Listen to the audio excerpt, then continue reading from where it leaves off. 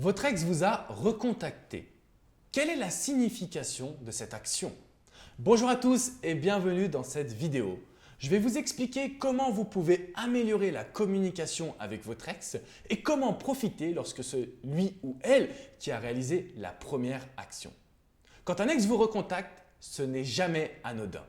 Vous avez déjà réalisé ou subi des ruptures et vous savez que lorsqu'un ex vous recontacte, c'est qu'il ou elle a forcément pensé à vous. Et c'est un signe extrêmement positif. Malheureusement, ce n'est pas assez pour se dire que vous allez le ou la récupérer avec 100% de chance. Alors quand un ex vous recontacte, vous allez devoir jouer un jeu.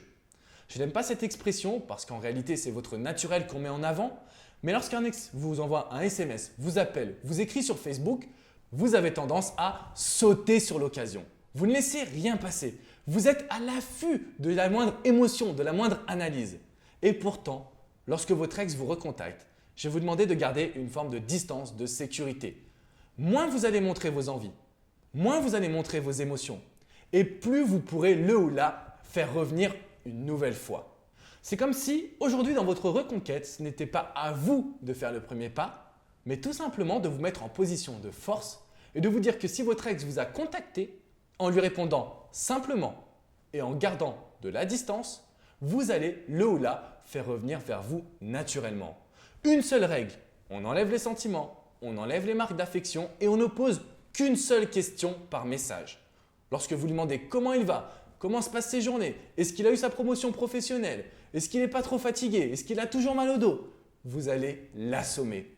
Alors que notre objectif, c'est simplement d'alimenter la communication en se mettant en position de force.